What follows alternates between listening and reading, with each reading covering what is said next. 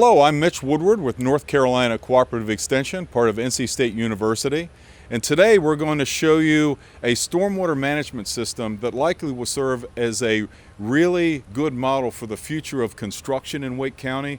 We have about 75 people moving into the county almost every day. And so stormwater is the #1 pollutant source. So what we're going to show you here today are what we call the 3 S's. Let me get the right number of fingers up. 3 S's. Soak it in, slow it down, and spread it out. So that's what we're going to go over here in a few minutes. But before, let me introduce Matt. And Matt, why don't you introduce yourself? There we go. We're passing the mic. Hey, I'm Matthew. I'm your Upper Neuse River Keeper. I work for a nonprofit called Sound Rivers, whose mission is to protect the Neuse and Tar Pamlico River basins, which make up about a quarter of our state. And as Mitch mentioned, stormwater is a big pollutant in our urban areas, and we have some really cool, cost-effective ways to manage that source of pollution. All right. Thank you, Matt. I like Matt's face mask, by the way. So mine are on order. So we're getting those in. Okay, so I said the 3 S's. Spread it out, soak it in, slow it down. So let me explain a little bit about this system. And so what we have here by Matt is we have 2 2,000-gallon rainwater harvesting tanks. And as you can see on the wall, we have the piping and a filter over here. I don't know if this cord will reach, but here's a filter. So the piping comes off the roof, leads the stormwater into the tanks, several of these. And these tanks are wood cladded. The plastic tanks are inside, so they have a nice little kind of a galvanized top on it. And this is the outlet. So we have a lot of rain, fills the tanks, and then the outlet runs here. We're going to show you where that runs in a minute, because the treatment doesn't stop with the capture in these tanks. We actually send it across the lawn area and into a rain garden wetland that we'll show you.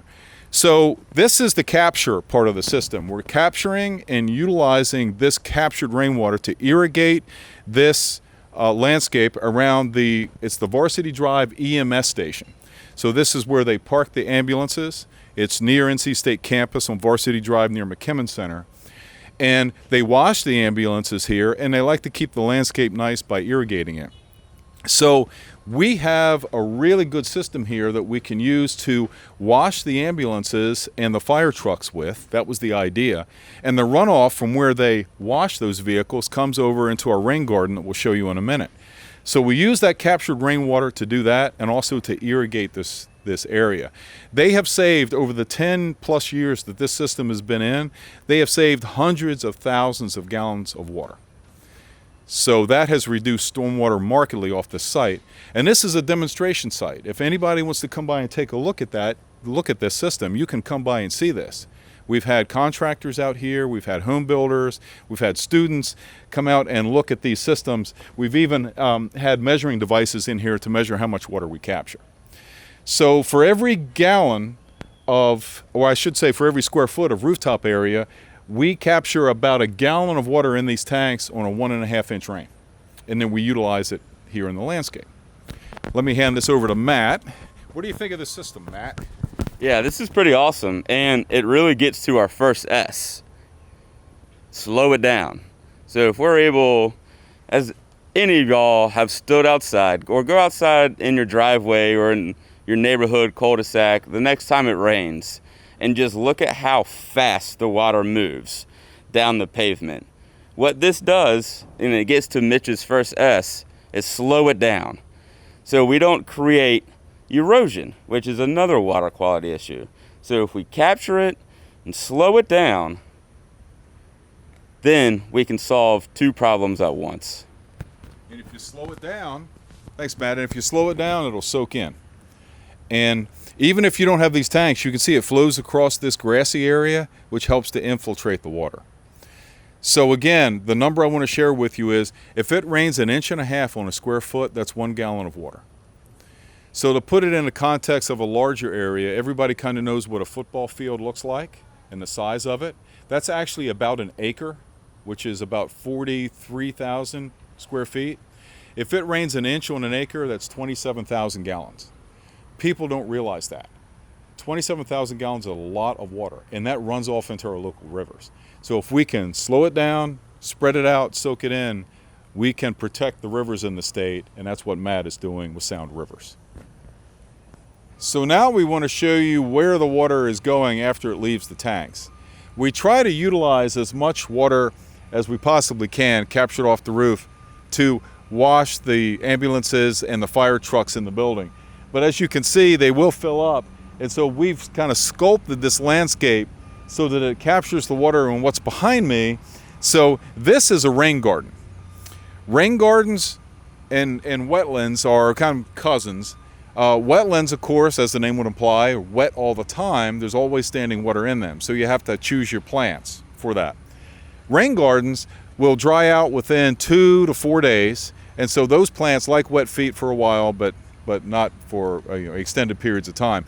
The idea behind this is to have capture in the tanks and then treatment here in our rain gardens. This reduces the nitrogen getting into the runoff and going out into our rivers, as Matt mentioned, and so we've really got a great 1-2 punch here where we have capture and treatment. And you can see how we have it, a nice stand of grass reduces the flow, so we have slow it down, we can soak it in, and again, of course, spreading it out is all going on here.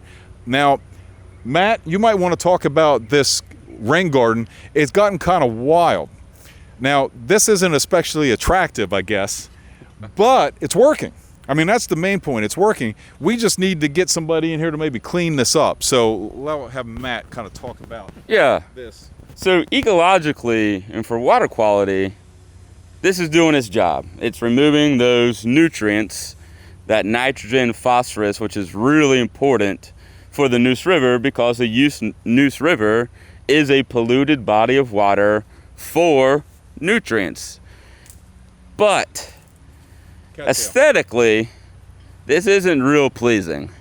And, these unkept wetlands or water gardens or wetlands will attract mosquitoes. So if we want to have these used on a wide basis for the enjoyment of nature and ourselves, then they have to be properly maintained. And even though this looks so crazy right now, Mitch and I were walking around earlier, it really wouldn't take that much effort to get this back to looking aesthetically pleasing. So on campus, and we're not far from campus now, in the horticulture department, they're training students on what kind of native plants to use. There are lots of North Carolina natives that can be put in here. This is an undesirable native. This is a cattail. If you have an area with cattails, it means that it's really wet, and so you have standing water. That's what they like. So really, this needs some maintenance, and this creates a job opportunity for many of our landscapers and our homeowners because it's an easy thing just to clean this up.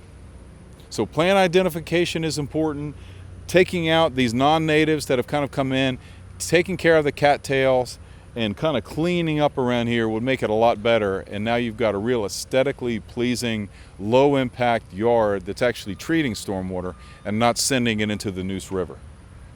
We're still on NC State campus, but we really wanted to show you kind of the crown jewel of stormwater management on campus. This is on Centennial campus. This is the North Carolina Wildlife Resources Commission building. So this is where your fishing license, your hunting license comes from. This is a statewide agency. And this building was designed ground up as a low impact building and low impact stormwater management building and practices here. So you have the building here, it's a LEED certified building, but on the outside is really cool too because all the water from this building goes into one of 2 rain gardens that you're seeing here. And again, it's kind of wild looking, but it is doing its job. And of course, this is a wildlife resources building. You can hear the wildlife in the trees. So this is what they want to promote. This is a rain garden, captures all the water off the roof on this side. We'll go and take a look at the other side in a minute. And there's some other practices here as well. We're going to go down in a few minutes and take a look at it. You want to talk about pervious pavement, Matt, and what that does? So when we go down and take a look at this, it looks, pervious pavement that is, it looks very similar to concrete. But unlike concrete, which is impervious, meaning rainwater cannot infiltrate it, this concrete allows rainwater to soak in through the concrete and into the substrate and into the rain garden and into the wetland later on down the road. And one point that I really want to make, that is, if you're watching this and you live in the city of Raleigh and you think these stormwater practices that we've talked about, whether they're cisterns or rain gardens or pervious concrete or pavement, check out the city of Raleigh. If you pay a stormwater utility fee within the city of Raleigh, the city of Raleigh will help pay for these practices so that we can better protect our water quality. And it's really, really great because, as Mitch said, you can hear the wildlife. You can literally hear the ecological service that this is providing. So here we are at ground level, and here's our rain garden. And you can see, again, what I want to emphasize: native plants, captures the runoff from the building and holds it here temporarily. Within 2 to 3 days, this water will drain into the ground and soak in. So we have a zero runoff property. So that's where we're going with this technology, the stormwater technology. We want to have zero runoff. Now we'll show you in a minute where it heads, because this is just one stop or one practice. We have a rain garden and a wetland down here that we're going to show you where the water all goes to eventually. So again, we have native plants here, and another practice that we want to show you is this. So this is pervious pavement, and you'll notice that it's rough, really rough. So this is a special type of concrete mix, and it is actually porous. So when it rains, the water will actually soak in, and where it goes is to the rain garden or to the wetland on the other side. So you're going to see more of this, we're hoping. So this technology is developing, it's getting better and better.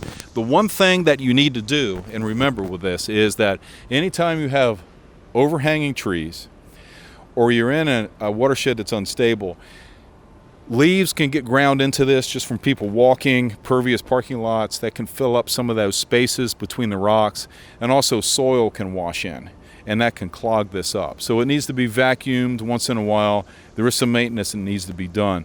So some street vacs or some shop vacs are used in these small areas to keep this clean. But it works great, and it sends the water over to the rain garden, which goes to the wetland. So what you see behind me is a constructed wetland. And this is the end of the line for the stormwater devices for a very large WRC building before it empties into a creek. And wetlands, whether they are engineered or natural, are very, very important land features in North Carolina. They provide many services, not only for the rivers and streams and for the environment, but for us as well. Wetlands are key to slowing the effects that we are seeing and we will continue to see from climate change. We are getting flashier, heavier rain events due to a changing climate, and wetlands help mitigate that. They help slow it down and infiltrate it so it doesn't affect your basement, it doesn't affect your property, it doesn't affect the roadway that you have to travel on. It collects all of that water naturally, cleans it for us, and then empties it into a stream. Now, as you can see behind me, it's also quite lovely. We can hear the water trickle out. We can see bees, other pollinators around. It's quite clear water quality. So it supports aquatic species as well. So a wetland, again, is very, very important, not just for the environment, but for us as well. Okay, so here we are outside of Welch Residence Hall at NC State campus, right by the railroad tracks. And we didn't want to miss the opportunity to show you what we call a stormwater curbside bump out. So as you can see, the water's coming down the curb by these parked cars, And this is called curb and gutter construction. So there's the gutter. So this was installed by the City of Raleigh stormwater program. And all this water coming down this side of the road actually enters this rain garden practice that we call a stormwater bump out. And of course we pick up, the trash and whatnot. But this is a very sandy, porous soil mix that's ideal for growing native plants. We have some here that we'll show you. This encourages infiltration, so we're slowing the stormwater down. Instead of coming down the curb and going into the Rocky Branch stream, we're slowing it down. We're encouraging growth. This needs to be maintained, obviously, because we're missing some plants and whatnot. But you can see that the plants here are healthy. We just need to add some more. And these do really, really a good job at infiltrating soil. You can see it runs the length of the curb. So you have a very long practice here. A rain garden that can absorb a lot of stormwater coming down this curb. So again, this is a street side stormwater bump out.